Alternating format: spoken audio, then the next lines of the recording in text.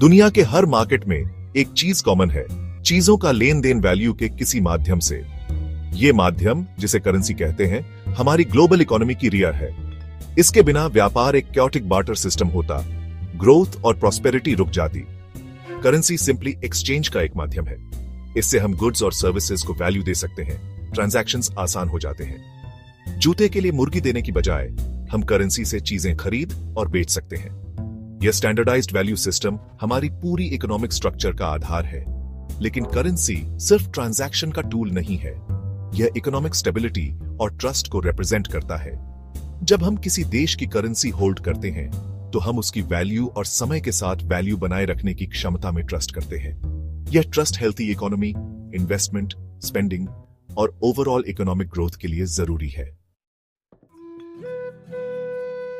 Currency का concept सदियों से इवॉल्व हो रहा है। पहले के जमाने में बार्टर सिस्टम ही एक्सचेंज का मेन तरीका था। लोग डायरेक्टली गुड्स और सर्विसेज का लेन देन करते थे, लेकिन यह सिस्टम इनएफिशिएंट और लिमिटेड था। सोचो, एक गाय के बदले रोटी लेना कितना मुश्किल होता होगा। जैसे जैसे सोसाइटी आगे बढ़ी, वैसे वैसे ज्यादा सोफिस्टिकेटेड सिस्टम की जरूरत पड़ी। इससे कमोडिटी मनी का उदय हुआ। जिन चीजों की इंट्रिंसिक वैल्यू होती थी, जैसे नमक, शेल्स या प्रीशियस मेटल्स, ये कमोडिटीज करेंसी के अर्ली फॉर्म्स थे।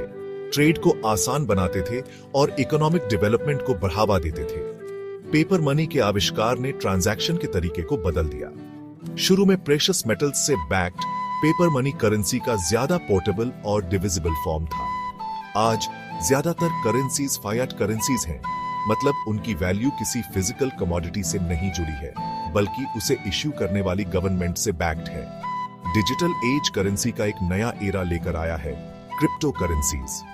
ये डिसेंट्रलाइज्ड डिजिटल करेंसीज जैसे बिटकॉइन सेंट्रल बैंक्स और गवर्नमेंट से इंडिपेंडेंटली ऑपरेट करती हैं। ट्रांजैक्शन सिक्योर करने के लिए ब्लॉकचेन टेक्नोलॉजी पर रिलाई करती हैं। अभी यह स्टार्टिंग फेज में है।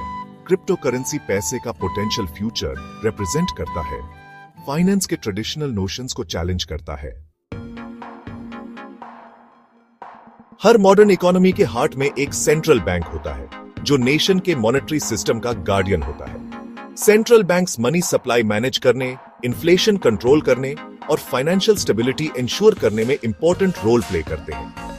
उन्हें एक ऑर्केस्ट्रा के कंडक्टर की तरह समझो, जो इंश्योर करता है कि सभी इंस्ट्रूमेंट्स हार्मनी में हों। सेंट्रल बैंक्स का एक की फंक्शन इंटरेस्ट रेट सेट करना है। इन रेट्स को एडजस्ट करके सेंट्रल बैंक्स इंडिविजुअल्स और बिजनेसेस के बोरोइंग कॉस्ट्स को इन्फ्लुएंस करते हैं, स्पेंडिंग, इन्वेस्टमेंट और ओवरऑल इकोनॉमिक एक्टिविटी को इंपैक्ट करते हैं। कम इंटरेस्ट रेट्स ग्रोथ को स्टिमुलेट कर सकते हैं, जबकि ज्यादा रेट्स इन्फ्लेशन को कम कर सकते हैं। एक्सचेंज रेट्स एक करेंसी की वैल्यू दूसरे करेंसी के रिलेशन में ग्लोबल मॉनेटरी सिस्टम का एक और क्रूशियल एस्पेक्ट है। ये रेट्स कॉन्स्टेंटली फ्लक्चुएट करते हैं। Economic growth, interest rate differentials और पॉलिटिकल स्टेबिलिटी जैसे फैक्टर्स से इन्फ्लुएंस्ड होते हैं।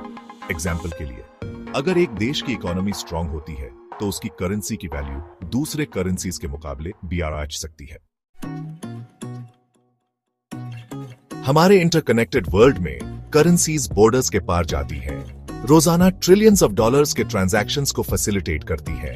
इंटरनेशनल ट्रेड एक्सचेंज रेट्स पर हेविली रिलाई करता है, क्योंकि बिजनेसेस और इंडिविजुअल्स करेंसीज को कन्वर्ट करते हैं। नेशंस के अक्रॉस गुड्स और सर्विसेज खरीदने और बेचने के लिए एक्सचेंज रेट्स में फ्लक्चुएशंस का इंटरनेशनल ट्रेड पर गहरा इंपैक्ट हो सकता है। स्ट्रॉन्ग करेंसी एक्सपोर्ट्स को महंगा और इंपोर्ट्स को सस्ता बना सकती है, जबकि वीक करेंसी का ऑपोजिट इफेक्ट हो सकता है।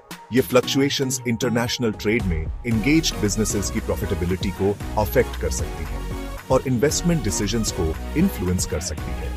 करेंसी की इंट्रिकेसीज को समझना, उसके हिस्टोरिकल एवोल्यूशन से लेकर सेंट्रल बैंक्स और एक्सचेंज रेट्स के रोल तक मॉडर्न फाइनेंशियल लैंडस्केप की कॉम्प्लेक्सिटीज को नेविगेट करने के लिए क्रूशियल है। जैसे जैसे टेक्नोलॉजी इवॉल्व होती रहेगी और करेंसी के न्यू फॉर्म्स इमर्ज होंगे, हमारे ट्रांजैक्शन और पैसे के साथ इंटरैक्ट करने का तरीका आगे भी ट्रांसफॉर्म होता रहेगा। हमारी ग्लोबल इकोनॉमी के